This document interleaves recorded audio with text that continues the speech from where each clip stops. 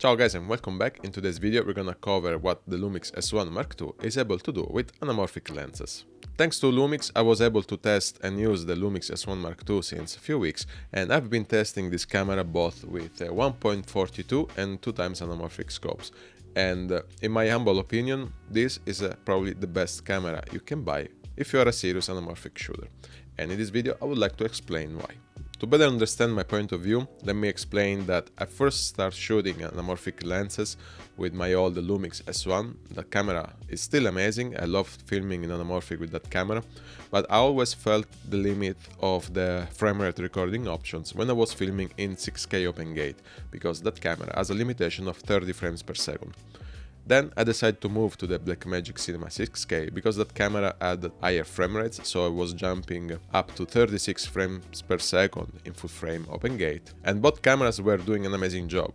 But there was a little problem called rolling shutter, and it's not really a drama, it's a true thing, especially if you like to film with anamorphic lenses, because if the sensor of the camera has a 20 milliseconds delay and you use a 2x anamorphic scope, you will perceive a 40 milliseconds delay with a rolling shutter, and that in my opinion is a bit too much and exaggerated, especially because I like to film with 75mm equivalent focal length. You can still do something cool with 50mm, but I don't like much that perspective with 2x anamorphic scopes. This Lumix S1 Mark II is solving all my problems.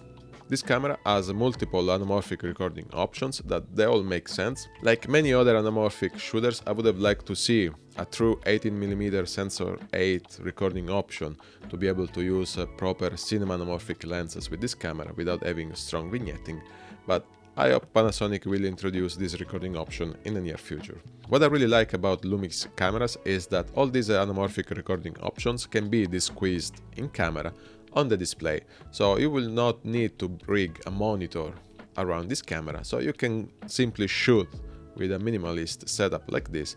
And if you're afraid of critical focus while filming in anamorphic mode, with this camera you can punch in even while you are recording the footage, and that was something I wasn't able to do with the Lumix S1. Plus, with the Blackmagic Cinema 6K, I wasn't happy about the crippled anamorphic desqueezed option, where I had a lot of limitations. So this Lumix S1 Mark II is solving all my problems in regard of the anamorphic assist tools. Last but not least, this camera has anamorphic IBIS support. In the setting of the IBIS, once you select the desired focal length, you can adjust the amount of squeeze factor you have in your lens.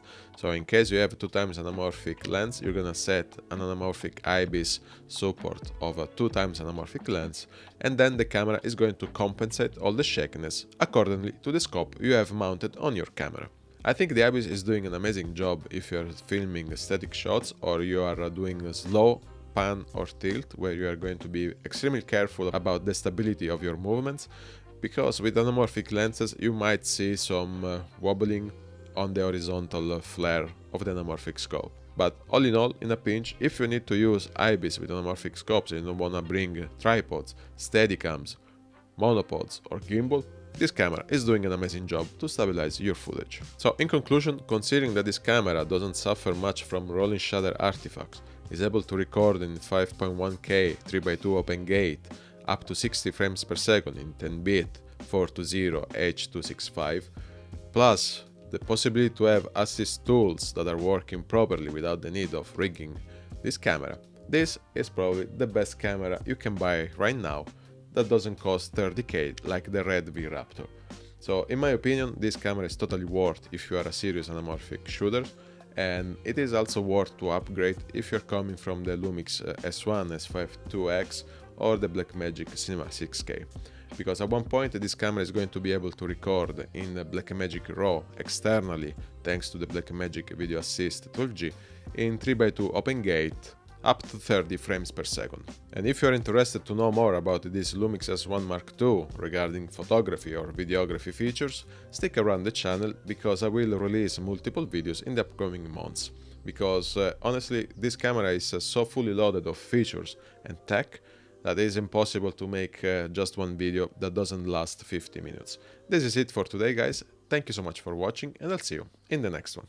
Ciao!